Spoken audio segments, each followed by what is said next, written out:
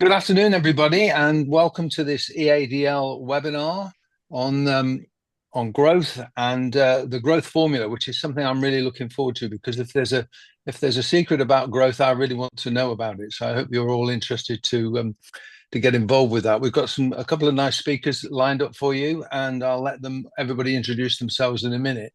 I just wanted to say that as the European Association for Distance Learning, we're hopefully at the forefront of engaging people in discussions about what's important for distance learning.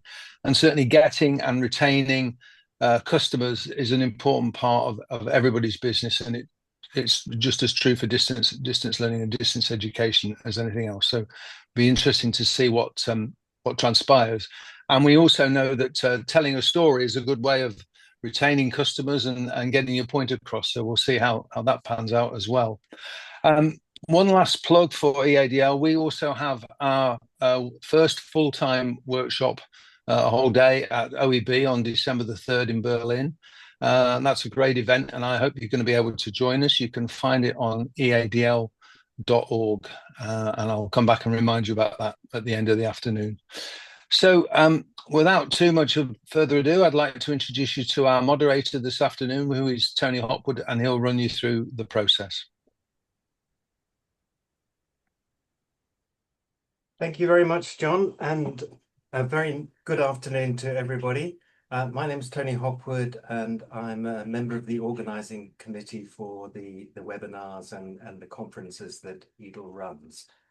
It's my very great pleasure this afternoon to introduce you to the first of our conversationalists, Ellen Gunning. She's the director of the Irish Academy of Public Relations, which was started in 1992, and she's also the CEO of Metacoms, an organization that's been running since 2020.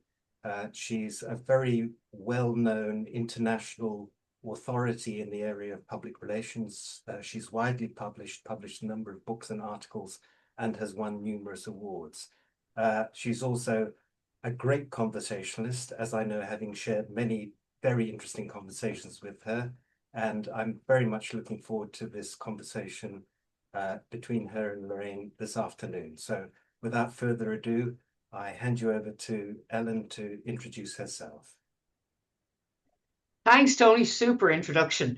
As Tony said, I'm Ellen Gunning. I've two businesses, as you mentioned. So I thought what I might do very briefly is just tell you a little about each of the two, and then give you an outline of what we see happening in the future with education. So Metacoms, the newest business, is an AI platform. It's powered to deliver verified sources of information on any topic. The topics are filtered into 5 different areas: politics, public opinion, economic insights, academic research, and media coverage.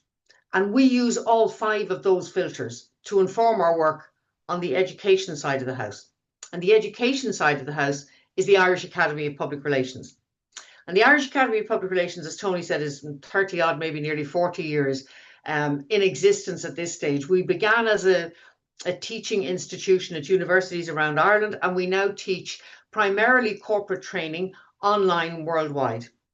Our tutors are based both in Ireland, in Dublin, where we're based, and worldwide, because we have a huge regard for both local knowledge and cultural understanding. How anywhere you train, you need to really understand the environment in which you're training. And we have a tremendous respect for that, and I've built up a huge team over the years. If you look at education and where education is going in the future, and you look at Metacoms and say, well, we'll pool together all of the research, show me what people are talking about, tell me what the AI people believe is going to happen, sketch out the future of education for me, whether that's taught or distance. And what we're seeing is that education is going to become much more fractional. So in the future, the idea of doing a 3-year degree or a 2-year doctorate is going to be less and less, smaller and smaller and smaller numbers, much more fractional. The education that people will require will be primarily around skill sets. So it will be things that they can do. And the things that they can do may well be things that they can do with artificial intelligence. So the people, AI, I heard somebody saying recently that AI will not make people redundant, but the people who will remain employed are the people who can use AI. I'm not sure that that's true. I think AI will make huge numbers of people redundant. But I do think that it's here. It's going to be here for the future, and it's going to have a massive impact on education, not only on the way we educate students. So do we give them personal avatars to help them study? Will we actually sit with a student and say, please choose the style of study that you would most like? Are you, in my case, I'm text-based. I love to read, but there are others who love to learn by watching. So would you prefer videos? Would you prefer one-to-one tutor? Would you prefer to go away and do your own research and then come back into a debate? And education will become much more individualized. It will also become much more global. So the idea that somebody, traditionally a parent would say to a child, you need to study in, if you're studying at third level, you need to study in X university or one of 3 or 4 universities in our local city. That's much less likely to happen in the future. The future employee, because that's the ultimate end game in education, is going to be a global citizen, much more of a global citizen. So their focus will be on what are the qualifications that make me most globally employable, because the employment net will be much, much smaller. There will also be a huge focus on strategic and creative thinking. So the people, if you look at the way people traditionally educated in the past, you educated people, for example, you can see it right now. People used to study maths. Back when I was a child, we learned the 2 and 2 are 4. It was easy to do. You did your addition, your subtraction, your multiplication, your division. Nobody does that now, or if they do it now, nobody remembers it. So you go into a store and you give somebody 20 euros and it's an 18 euro chip bill. And if you're still dealing in cash, whoever is serving you will say, oh, let me get a calculator. I can't actually work that out on my own. You say, it's 18 from 20. It's really simple. You owe me 2 euros now. No, I'm not sure. Let me get a calculator. And we used to joke that it was a negative and that students just didn't have the ability to do this anymore when they left school. But now we're looking at, why does anybody need to learn things like that? Why do you need to learn history or maths or geography? Why do you actually need to learn? Now, I personally am a believer that I like things running around inside my head. I like to think that the old grey matter has actually picked up things over the years. But the future focus is, why concentrate on teaching somebody history when they can find out whatever has happened historically? Why not focus on how they can analyze history? Focus on what kind of strategy they can build based on what they're already seeing. And that's the same for geography, it's the same for maths, it's the same for every subject. So the focus will be not on teaching people, and that will affect the way we examine people, and not on examining the knowledge that they have managed to learn and retain. But the challenge will be to examine them on, can they access information that's relevant to the question? And what do they do with the information when they get it? How do they actually make that strategically relevant? That's from a student point of view. And then from a business point of view, whether you're an in-person or a distance educator, the key challenges for business are going to be around all of those things that PR actually brings. So my background is in public relations, and I should have said Irish Academy of Public Relations trains only in a communications area. So PR, journalism, event management, content creation, lobbying, political advocacy, all of those areas that are in comms. So if you look at what PR is going to bring to a business focus on education, educational bodies in the future will need to focus much more on things like reputation. So reputation, if you think about it, is very, very difficult to build up and very easily lost. 1 picosecond and you've lost your reputation. And with social media, somebody puts up a post and says, this is a mill. These people don't really teach you anything. This is a horrible college. They take my money and I get nothing for it. And years ago, you had some chance of catching that before it took flight. Now you haven't. Now it's gone viral in seconds. So reputation, actually building a reputation for being reliable, for being cutting edge, for being relevant is really, really important. And that comes down to how you promote yourself and your business, so that more and more and more people know that if something has happened, they're likely to give you the benefit of the doubt. A good reputation means that if you tell me something about your college and I really don't believe it, I listen and say, no, it doesn't sound like them. They're a very reputable college. I'll check it out. If you don't have a reputation or don't have a good reputation, I'm much more likely to say, oh, I didn't know that. So they're just a mill churning out results. Interesting. And you're now back below square one, trying to fight it off. The second area is visibility. So in order to build a reputation, you obviously must be visible. And to be visible, you need to be visible in those areas that your students are looking at. So visibility is about not deciding that I would like the college to be seen in, or I would like our body to be seen in each of these different areas. Visibility is about looking at where do our students actually come from and what do they use? So what do they read? What do they listen to? What's their watering hole? Where do they go to find information? Because you want to be sitting in that watering hole when they arrive.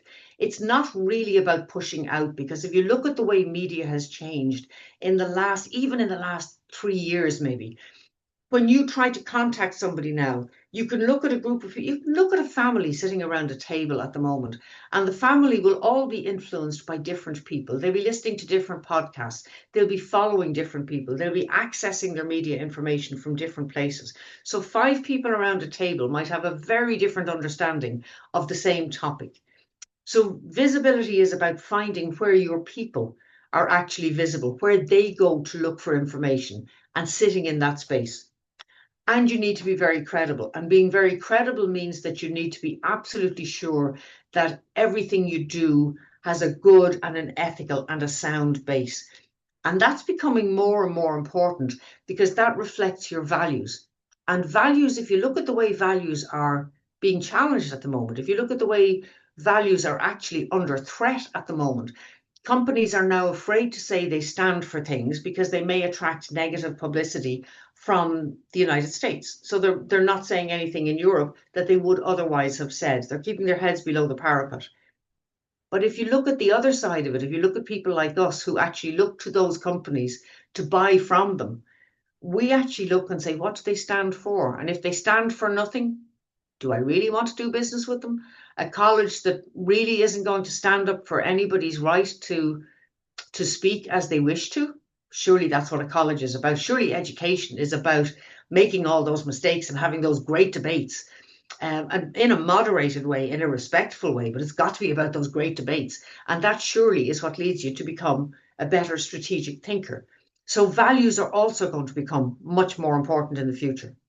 So education is going to be more fractional. It's going to be more global. In some respects, it's going to be more skills-based, although the greater and greater the power of AI and robotics, the lesser and lesser the need for skills. It's definitely going to have a focus on strategy. And from a business point of view, that will mean fewer students, definitely more cost to the student and more cost to you, even with AI.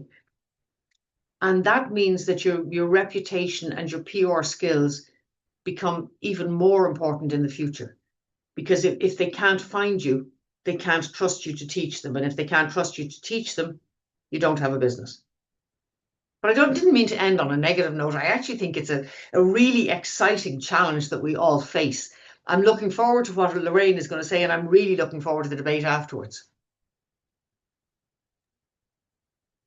Thank you, Ellen, for those insights and pointers and predictions and many points to dwell on. My name is Christos Hadjiyannis. I work for the Cyprus Business School, and I sit on the R&D committee of EADL, and as part of our remit is also to organize these free and open and frequent webinars. It's my great pleasure, and I think I know I speak on behalf of everyone at EADL to be welcoming Lorraine Dallmeier, a biologist, a chartered environmentalist, and multi-award-winning digital entrepreneur. We know Lorraine as both the leader of Formula Botanica and as a speaker on entrepreneurship, beauty, and sustainability. So I'll hand over to Lorraine for her presentation, and then we will regroup and have the last half an hour or so for discussion and many questions and perhaps also some answers. Over to you, Lorraine. Thank you, Christos, and thank you, Ellen, and thank you, EADL, for welcoming me to your webinar. I always love what you guys do, and thank you to everyone for attending. I hope I can deliver the value, although I think I'm about to deliver a case study on everything Ellen just talked about. So I've got some slides. Let me bring them up, and then we'll go through them together, and then we'll come back into the room. So let me just maximize this. Hopefully everyone can see that. I'm going to be talking to you about how I grew Formula Botanica.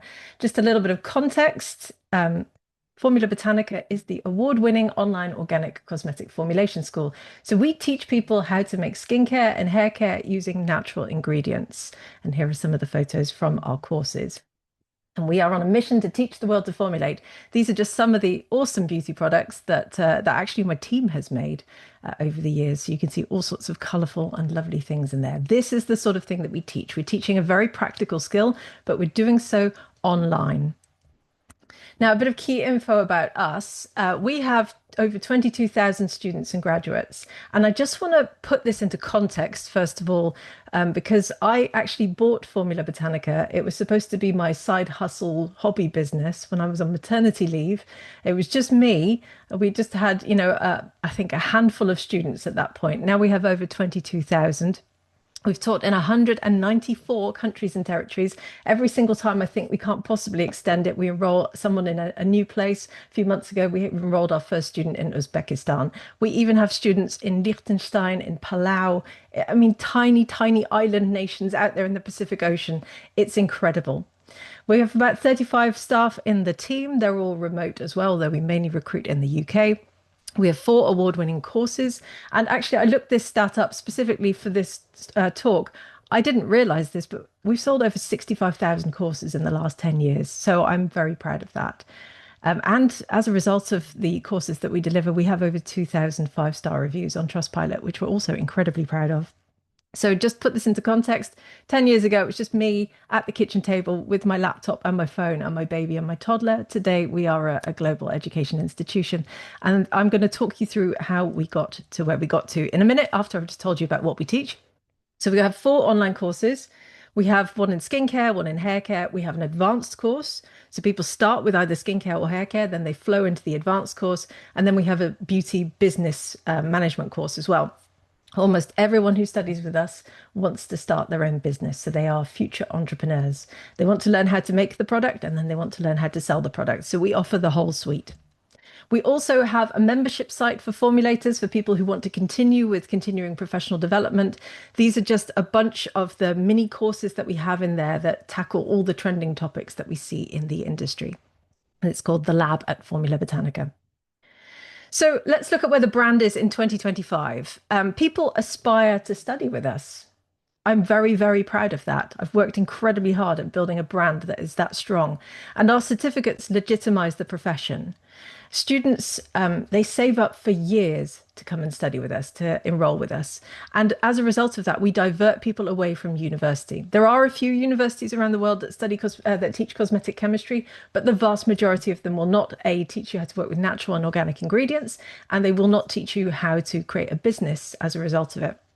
We're even finding that big companies are sending their staff to study with us.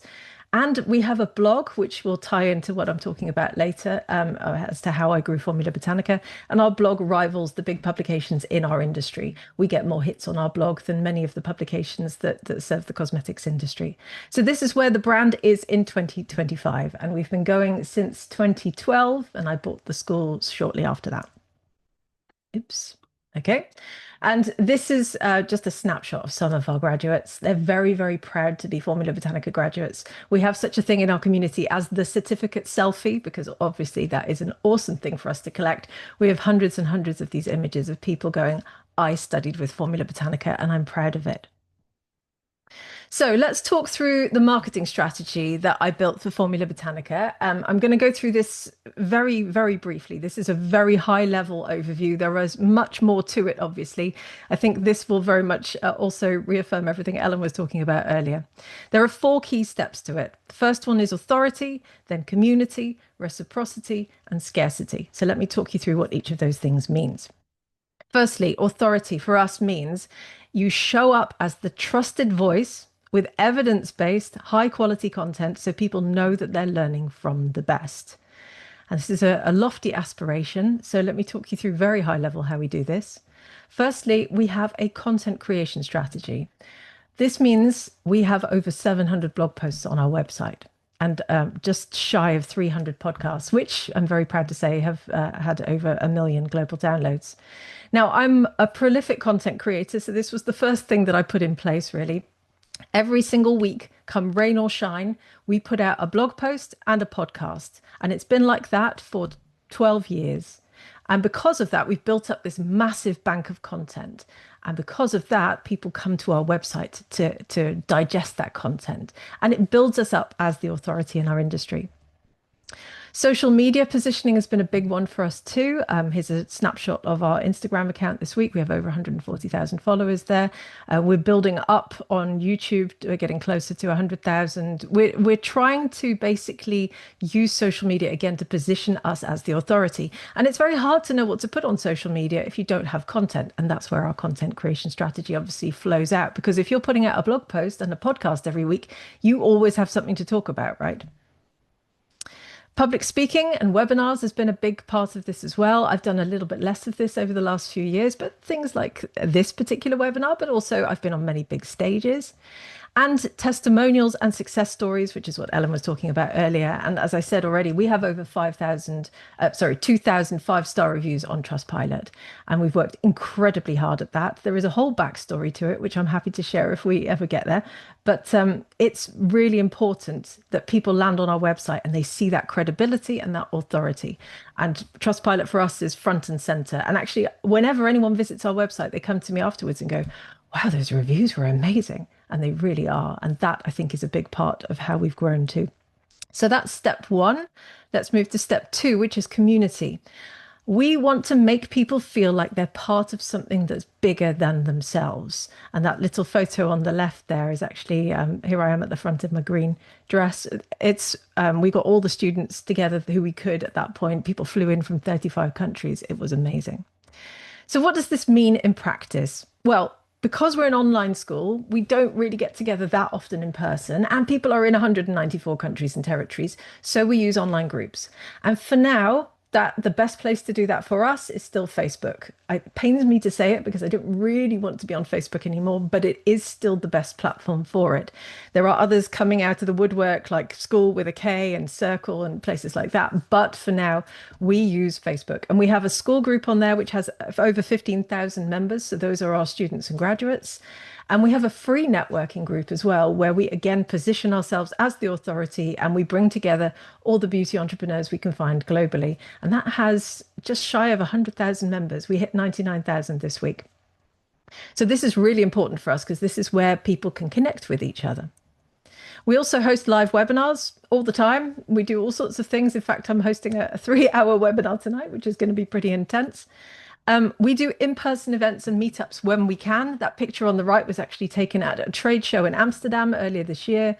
I was there with 6 members of my team, and we just put out a message in our community and said, we're going to be here on this day at this time, meet us in this place, and 40 people showed up. It was incredible. Our community is very tight-knit and they seek each other out whenever they can. And it's because of the fact that we've created that community feel that it's really led to this. In fact, later this year, we're actually doing a global meetup week in November, where we've got students and graduates hosting meetups for us all over the world because we can't be everywhere. And they're all going to meet at the same time in the same sort of period of time. And I'm expecting hundreds or thousands of photos from people all over the world.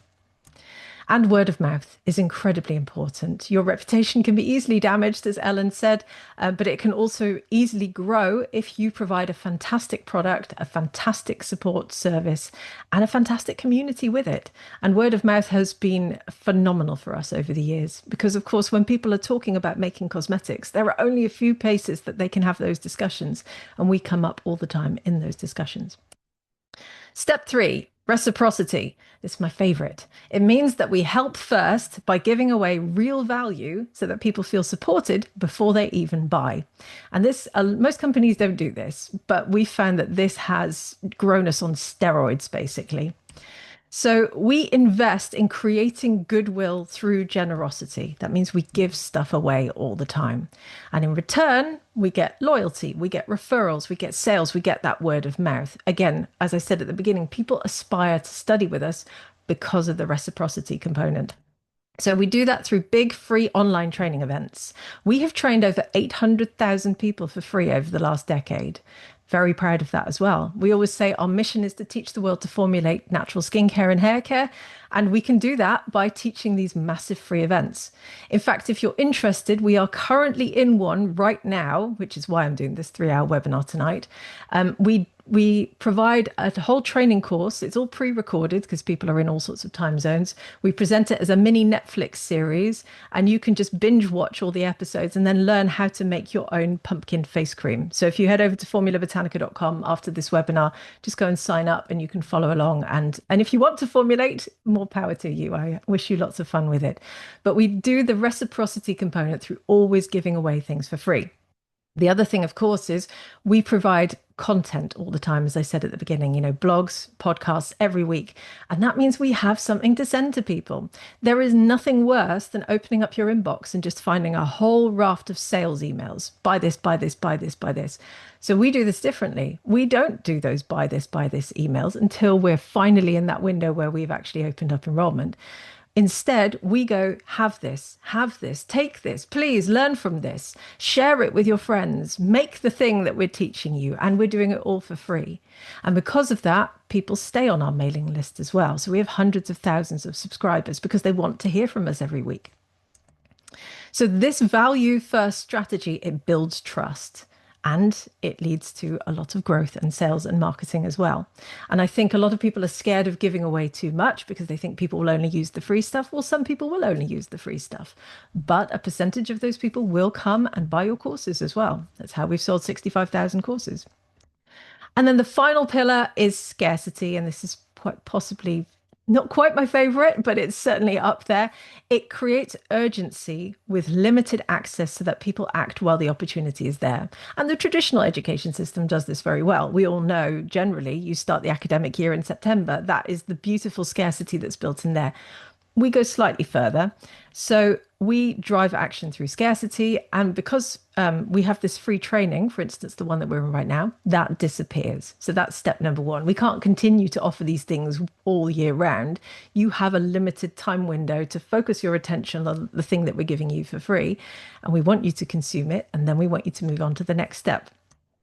We also have time-bound, very short enrollment windows, typically never more than 6 days. If we can get away with it, 3 or 4 days. It really focuses people's attention. If you say you have a 2-week window to sign up, oh my goodness, it's like crickets halfway through. Be really busy on day 1, incredibly busy on the final day when everyone panics, and then there'll just be a few people sort of trickling around in the middle. So we found condense it. Just do that because it seems to work a lot better. And in fact, we typically would enroll about 25 to 30% of that student intake in the final 24 hours. So we know exactly what the sort of sign up rate is and when it happens. We also offer early bird bonuses. We want to reward people who take action quickly. So for instance, this evening on the webinar, I'll be offering a free course to anyone who enrolls during that webinar. It works well because they realize the free course will be gone when the webinar ends. Again, there are different ways of putting scarcity in place. You can obviously change the price. You can close things down so it's gone entirely. You can offer freebies, but scarcity is one of the biggest marketing drivers I've ever seen. And in fact, when I brought scarcity into Formula Botanica, we doubled our revenues. It was incredible. The other thing we do, which I don't see many people doing, but we announce price increases. So we increased our fees earlier this year, and rather than just increasing them, we always go out to people and go, they're going up, but not yet. You've got one final chance to come and buy from us. Come and sign up now. And that really drives growth and marketing and sales as well. So that's scarcity. So just to recap very briefly before I come back into the room and we have a chat, our marketing strategy really hinges on these four pillars of authority and credibility, community, reciprocity, and scarcity. So with that said, here I am with some of our graduate products. I get sent parcels and parcels from all over the world. My whole office is full of skincare. Come and follow us at Lorraine Dallmeier. So first of all, I'm on LinkedIn. I'm on Instagram. Come and follow us at Formula Botanica as well. We are on every platform, so you can find us everywhere. Our main one is Instagram, but we're going to go in hard on YouTube next year. And come and sign up for our free training on formulabotanica.com if you want to see what we're up to. And with that said, I'm going to stop sharing. And I'm going to come back into the room. That's wonderful. Thank you. Thank you so much, Lauren. And I loved how the two of you sort of like spoke to. It's like you were answering many of Ellen's questions. I'd like to invite everyone to come into the conversation. Raise your virtual hand. Type your question in the chat, type your question in the Q&A. But before we do that, I just wanted to invite you, Ellen, to if you have a comment on Lorraine's presentation. As I was struck by how many of the things you flagged as potential threats. Reputational damage, for example, is kind of like, it's very difficult to imagine that there will be a reputation like someone posting something negative about Formula Botanica and gaining traction, because the community is so strong, and that it will either be immediately disregarded, and rightly so, as slander, or I imagine all these Formula Botanists appearing and just sort of like gathering around the reputation. But yeah, I would like to invite you to comment on any aspect of Lorraine's presentation if you'd like. It was a super presentation. I think you held us all absolutely spellbound during it. You really have this worked out to the nth degree. Well done, woman. The piece that I really, really liked most was actually the whole idea of either that you're somewhere, you're in Copenhagen or you're in Berlin or you're in New York or whatever, and you say, we are here at this time, you can come and meet us in person, because it actually gives you an opportunity, without becoming a company that spends a fortune on traveling the world trying to meet all of your students. Yeah. It gives them all, and it's back to your scarcity piece. It's, we are only here for this conference, we're only here for so long, and everybody can meet up at X time. I love that idea, and I particularly was taken with the idea of the global meetup. Yeah. That everybody will arrange their own meetups in their own areas. So you're not trying to bring everybody to one location, but you presumably will have a way of putting each location in touch so that they know that they are part of something global. But I thought the strategy is absolutely fantastic. And I love the way you build scarcity. You're a real marketing woman. I'm on the comms side. You're on the sales marketing, definitely. But I love the way you actually built that scarcity into everything. I thought it was really, really clever. And it also, just to give you credit, it takes a lot when you have that size of a footprint on social media. That takes a lot of monitoring and a lot of minding. And there's a lot of work goes into that. I know people will say, well, it's a blog post a week and it's a podcast a week. There's a lot of work goes into a podcast and a blog post each week, and to actually making sure that you're always relevant and you're always reflecting what people are talking about right now, so that they always want to click that inbox. I think you mentioned that you don't want to see buy in your inbox, but I find that I've more and more, I come through the inbox and now I look at something and go, why haven't I unsubscribed from that? So I'm unsubscribing from zillions of things, and it's not because they're even selling to me, it's just because they're not relevant. They're commentaries that don't really make me think or get me excited or make me feel like I'm involved. So well done. I thought super presentation. I love the whole strategy. Thank you very much. Yeah, I mean, it's been a cumulative strategy, obviously, that's sort of grown over the years where we've tested things out and discovered what works. And yeah, the community is strong. I mean, I love them to bits. I often describe them as a bit of a cult, because they're so lovely. They follow us around and I mean, it is a predominantly female community as well. So we don't have many blow ups in there. And one of our values, I mean, you talked about values at the beginning, is kindness. It's about treating people the way you want to be treated. And we're very, very strong on that. We only really try and project positivity out there into the world. It would be very easy for us to be divisive, to try and sort of pit the mainstream beauty industry against the small players and talk about some of the synthetic chemicals that people use in mainstream products. But actually, we steer completely away from that and we only focus on positivity. Christos, you mentioned the reviews at the beginning.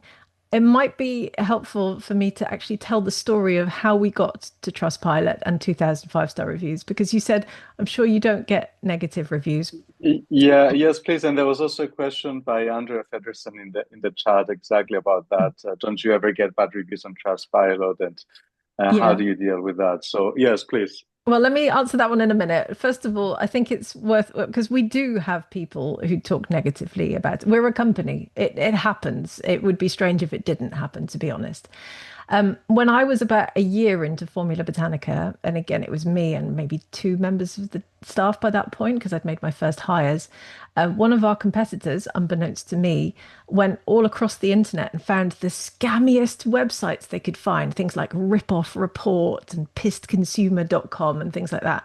And they wrote 1-star reviews about Formula Botanica and then copied them everywhere. And it flooded Google. So when you searched for Formula Botanica, all you got was just a whole raft of these awful reviews. And quite a few of them were about me personally being a con artist, which was quite painful. You know, that sort of hits right here when someone says that, when you're trying really hard. And I remember sitting there going, what on earth am I supposed to do with this? And I spoke to some friends and I got some really good advice. Someone said, you know, don't play the victim card. Don't go all over social media going, oh, woe is me, this has been done to me. Someone said to me, actually, go and set up your Trustpilot site and go and ask your genuine students to do so. And so I did. And I set it up and I said to the students, guys, this has happened. We were wondering if you'd be willing to leave a review of your genuine experience, and absolutely flooded us with 5-star reviews. And we were off at that point. It was phenomenal. And actually, as a result of something so negative happening, I created something incredibly positive. It's one of our biggest assets now, because as I said, people go to our website and they go, oh my goodness, you've got all these reviews and I've read some of them. They're amazing. People are talking about how you've changed their lives and how you've changed how they feel about themselves. So yeah, bad things can happen, but it's how you respond in that moment and what you do next that really defines how you position yourself. Yeah, I just come absolutely. back on one little piece, and it's an earlier piece about kindness. You just reminded me, I co-host a podcast, and we interviewed the CEO of BNP Paribas in Ireland, and he struck me as probably the most ethical banker I have ever met. But he had a structure around everything, and he talked about, he didn't phrase it as kindness, but it was treating each other with respect, having respect for everybody else's views. But he had an absolute clear policy on exactly what happens if you sort of misbehave. And I'm wondering, how do you apply kindness across staff and students? Well, starting with the students, we moderate our groups quite heavily. There is post approval on, so you can't post something up without it having at least one member of the team look at it first. We obviously keep an eye on known troublemakers, because there are troublemakers everywhere. It's fascinating. I go on the internet to look up the most mundane things. Like, you can go and look up a new lawnmower and there'll be people having an argument about it on YouTube. So, I mean, anything can set anyone off, right? So we know that we have to be a little bit more careful with that. And because we're in every time zone, basically, we also can't just let people run freely when we're all asleep. Through that, if we have particular people who are troublemakers, then we will have a kind but firm word with them and say that this contravenes the principles that by which we run our student communities. And we have a sort of a 3 strikes and you're out rule, which is very kind to the other students as well, obviously. In terms of the staff, we have staff values and we adhere to those as a team as well. It's a very close-knit community, even though we're all remote. People feel, yeah, they still feel like they're part of something bigger than themselves, really. So we've created that same community feel in the team too. Sorry, Christos. Absolutely. No, not at all. I want to bring in 2 more questions into our discussion. One is by Andrea Feddersen, who asks you, Lorraine, do you have a limit for the classes? We don't at the moment. And it's interesting you bring that up because it's something that I've mooted a few times, because you can imagine sort of double scarcity then, can't you? Where you go, we're only open for this period of time and we've only got this limit. So I think we will move to that in the future. We're not quite there yet. But I very much like that idea. And we are going to shift our entire marketing system next year. So it's more on an intake basis, on a more recurring basis. So rather than doing a huge event twice a year, which is what we currently do, we'll be doing more things on a monthly basis. And yes, maybe we'll bring that limit in at that point. Yeah, I think that's a very good idea. I mean, a lot of us, I work for a business school. It's regulated by the Ministry of Education, in our case of Cyprus, that says, you have a maximum number of students is 30 over that. But you can use that to your advantage because there's something great about waiting lists, right? Yes. So and especially when those are genuine, because there's so many artificial ones. When it is a limited number, then you obviously I don't imagine many people will immediately switch to another university if they want to study for something, and I'm sure that's the case also with Formula Botanica. The other question is by Chris Wolstenholme, who asks, how do you deal with new platforms? And we noticed that you mentioned YouTube. You obviously have success as Chris with Facebook and Instagram. How do you decide how much time, and I may add money, to dedicate on new platforms? Good question. We haven't had success on every platform. TikTok is the bane of my life that we still haven't cracked that one, but that's also because we haven't put the effort into it yet. So we look at, first of all, where we think we're going to reach the majority of our audience. And we know that they will be on Pinterest, and we know that they will be on Facebook, and they will be on Instagram, but we also know that actually we would really, really do better if we were bigger on YouTube. So we sort of weighed up the pros and cons there and said, right, YouTube is our big strategy for 2026. And then what we've done is we've built an entire process around it. We haven't released any videos yet, but what we've started to do is we use AI in this as well, by the way, is we're actually revisiting loads of our old blog posts, looking at which ones don't have a video, then creating scripts for those with hooks and angles, some of that AI, then I go over it, then the whole education team goes over it, then I go over it, then they go over it again. We're going backwards and forwards until we have scripts that we're really happy with. I have a studio here at my home, where we have a bespoke lab bench built.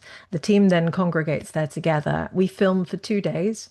We film videos for YouTube. We film videos for Instagram and other socials as well. And those will be all dropping next year.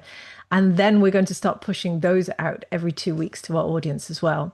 So that's very time consuming. It's also quite costly, but we know that that's going to be the way to reach what we call the top of the funnel. So the people who haven't really thought about formulation yet, because they'll be the ones searching on YouTube.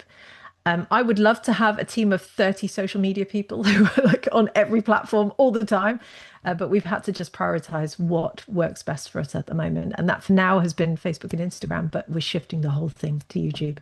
And to be fair, I mean, without really putting all that much effort in over the last 10 years, we've got 78,000 subscribers there, which is quite astounding, really, given that we've not really put much content out.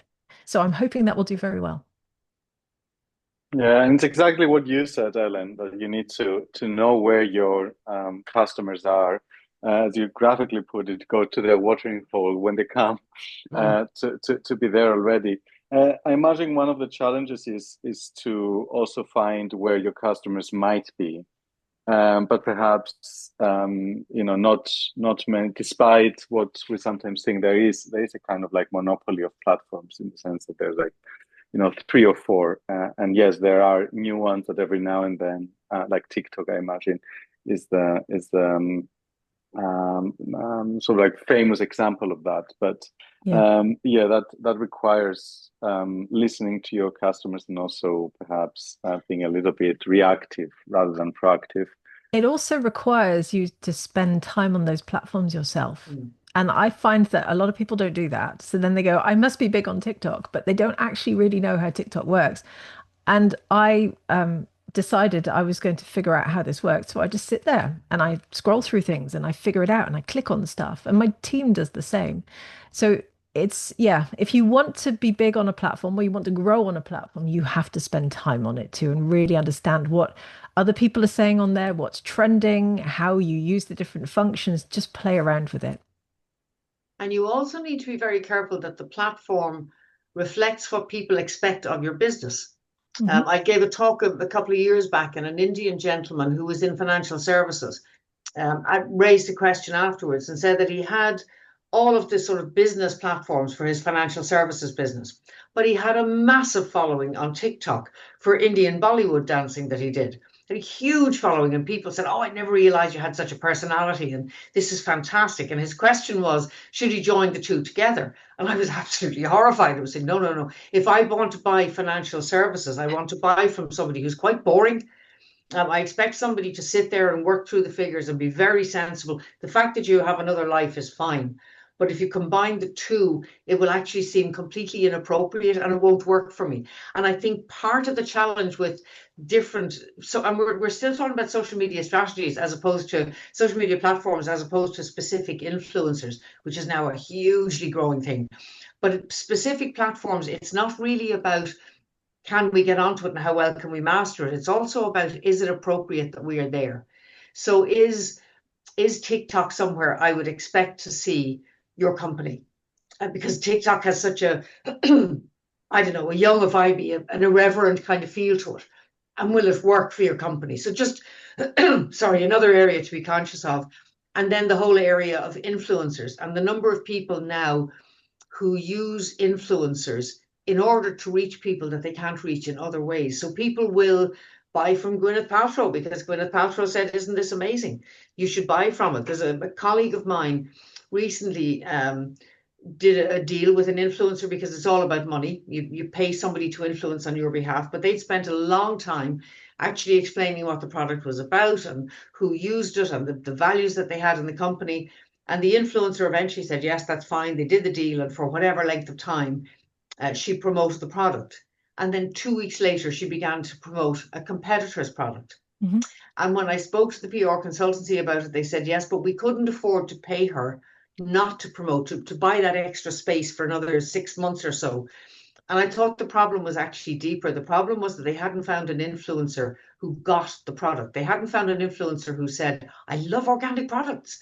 And so this is really my thing. And yes, please pay me for, something I would probably do anyway. They had found somebody with a large audience for whom it was money. Yeah. And influencers now have to let you know that they are being paid in order to promote, which is absolutely right.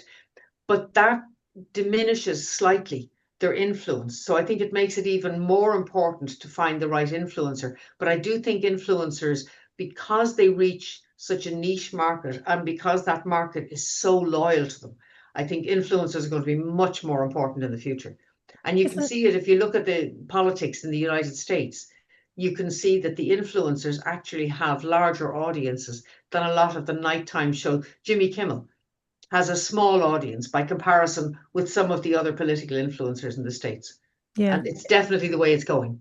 It's an interesting one because we've rarely worked with influencers. We've worked with micro influencers in the past who wrote reviews of our courses in return for a free course. And those have always ranked well in Google. But it's so easy to go viral nowadays. It's so easy to capture people's attention. For instance, I bought a new handbag recently just from watching one TikTok video of a lady in Spain who went, "I started my first business and I've made this handbag with plant-based leather." And I went, "Okay, my ears have pricked up. I want to know this. I want to follow her story." And I immediately signed up for a mailing list. I thought, I just want to follow along. And then she eventually had her first run of handbags. I was one of the first people who bought. I think she sold about 50 or 100, and that funded her business for the rest of the year. And I thought, you went viral with that video because everyone just loved you, they loved your story, they loved connecting with you, you were so authentic, and that's her first year in business funded right there. And I love that because anyone can do that as long as they bring that authenticity, that reciprocity, and the interest component into it as well. And I think big companies often struggle with that because unless they have a really sort of dynamic young team who are prepared to sometimes go off script, it's hard to put things out there that do sort of really capture people's attentions. So yeah, it's an interesting one. We see it a lot with the beauty industry. I mean, there are loads of beauty influencers, but we wouldn't work with them. I mean, we can make more money just by sending out blog posts and attracting people in through content than we would ever make from an influencer post. We'll come back and have this conversation in 5 years' time. Okay. We'll be here. Thank you, Lorraine. Tony, would you like to ask a question? Thank you, Christos. Lorraine, I know a lot of your courses have, not only is it your mission to teach the world to formulate, but also to sell the products that they formulate. So I'm making the assumption, A, that the courses have a business component in them, and of necessity also have a sales and marketing component. So my question really for you is, what transfer is there between Formula Botanica's own sales and marketing strategy and the kind of sales and marketing strategy that you teach on your courses? There is a fair amount. However, of course, we sell a digital product and we're teaching people how to make a physical product. It was one of our graduate products here on my desk. And so there are two main routes to sell a physical product, really. There's through your own website, e-commerce, direct to consumer, and there's through retailers. So the courses cover both of those angles. But the direct to consumer process that we teach from a sales and marketing perspective very much parallels what we do. Because obviously, I mean, everything I talked about today in my slides, you can apply that model to any company in any sector in any way.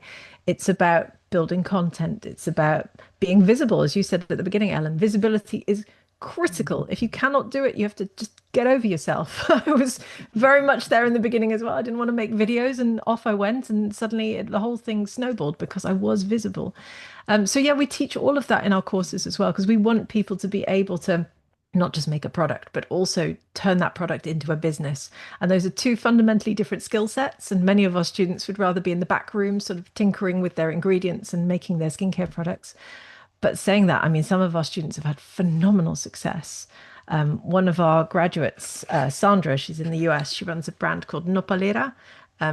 She's from Mexico, and people kept telling her that Mexican products were cheap, and her big mission is to show the world that Mexican beauty products can stand shoulder to shoulder with the sort of more Eurocentric big beauty brands.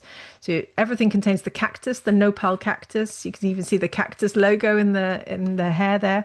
And she went on Shark Tank. She's doing like $3-4 million dollars per year in revenue, selling millions of units.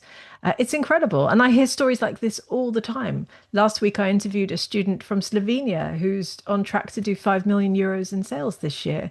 Yesterday, I spoke to one of our students in Pakistan. She's been going for 10 years. She has 350 staff. They have one of the only factories in Pakistan to make personal care products. They're selling millions of units per year. They dominate the luxury hotel market in Pakistan. It's incredible to see the results that they have. And I'm always a bit sort of hesitant to go, have we helped you in this? And then they go, yes, you were amazing. And I love that we can take a tiny bit of credit of their success. Not much, but a tiny bit. I'm sure quite a lot. Thank you. Can I ask a supplemental question? Why do you think that you said at the beginning that most of the people it's mostly women who study with you, which makes sense for cosmetics. but that most of those people want to run their own businesses, whether that's a sort of mom and pop or, as you said, like a side hustle, or whether it's developing it into a business. Why do you think you actually attract not so much the people who want to just make cosmetics for themselves, but an entrepreneurial profile? That all comes down to how you make cosmetics. It's a fascinating journey. So people will go, okay, I've bought a product for typically when they have a child. That's how I ended up there as well. I had a baby and I was looking at the thing I was putting on my baby and I turned it over and I went, what the actual is that? I have no idea what these ingredients are. And then I thought, I'll Google it. And because that's what everyone does, right? You read the big long chemical name on the back and you Google it. And then you end up on some fear-mongering website that goes, this is going to kill you. You must now make your own cosmetics. And then you learn about all these DIY cosmetics. And then you end up on YouTube and Pinterest and Instagram with all these very sketchy recipes. And you try something at home and you think, I'm going to make my own lip balm because that sounds really easy. And it is. I mean, it's so simple. You melt together some oil, some butter, some wax, you let it solidify, bam, there's your lip balm. But you don't just make one because you have to go and buy the ingredients. You'll always end up making a batch of 10 or 20. And then you sat there going, well, I can't put 20 lip balms on. What am I going to do with this? And you give them away to your family and friends. And then someone somewhere will go, you could sell this. And at that point, all the light bulbs go off because everyone will have seen a small indie beauty brand somewhere at a market, or they'll have seen someone in their community do it. And they'll realize that this is something they're passionate about. And it's something that can help them create something for themselves, which doesn't necessarily mean they have to leave the house either. It can give them a supplementary income. It can give them meaning. In fact, it's the origin story of the beauty industry because actually the giants of yesterday, you know, the Elizabeth Ardens, the Estee Lauders, they were exactly the same. They were just mixing up things in their kitchen, tried it out for themselves, turned it into a brand. And of course, they are now, you know, $100 million company, $1 billion companies, I should say. So it's wonderful to see how these women predominantly think this is my ticket out of my day job, out of the life I'm in. And for many of them, it really is. And we show them how to do that. Thank you. Yeah, that's really, really fascinating. I was thinking as you were both of you talking that you know this webinar is called the Growth Formula: Social Media plus PR equals business success. But I was thinking as I was hearing you both that there isn't really one formula that works for everybody. But also more than that, I was thinking that perhaps it's wrong to treat PR and social media as if they were ingredients. It seems to me they're much more, and they are the strategy. They are the essence. And then it will also perhaps be wrong to treat separate the two as if we have like this value and we just want to like use social media and PR to push on our agenda. And it's really amazing how within Formula Botanica this has really grown organically, right? your PR and social media strategy. And from what you're saying, Ellen, I'd like to ask you. We've got about 3 minutes for any final comments and questions for you. Ellen, PR is not something that is removed or something that should come after the effect, but it really is where one has to be to pick up on new things, to communicate things, to reflect. So I just wanted to invite you both. You've got a minute and a half each for any concluding thoughts or questions or predictions or anything you'd like to share with the rest of us. Well, I disagree with you slightly. I don't think PR and social media are the same, that they're tools. I think social media is a tool. I think PR is a skill that every business needs. And PR effectively is, how do you communicate? How do you communicate with stakeholders, with staff, with customers? And social media is one of those tools. So I think of a good PR person as like a doctor with a doctor's bag, an old-fashioned doctor with a doctor's bag, and they open it up and say, now let's see how we're going to treat that cough. And they can either make it better or worse or do nothing with it or send you off to a hospital or give you a mild prescription. And I think good PR is about how do you, in a world, particularly nowadays, where communication is fractionalized, where people have absolutely no time or believe they have no time. So you were saying that the video caught your eye on YouTube, Lorraine, and you said, well, what is that woman doing? If you look at the way people scroll, I often watch people scrolling on their phones as opposed to talking to the person sitting in front of them, and they scroll, like, scroll, what's that? Like, scroll. It's very, very fast, but they will tell you, like a good journalist, that they have seen the content, so you can't serve it to them again. They may have scrolled on through it and they didn't like it, but they have seen it.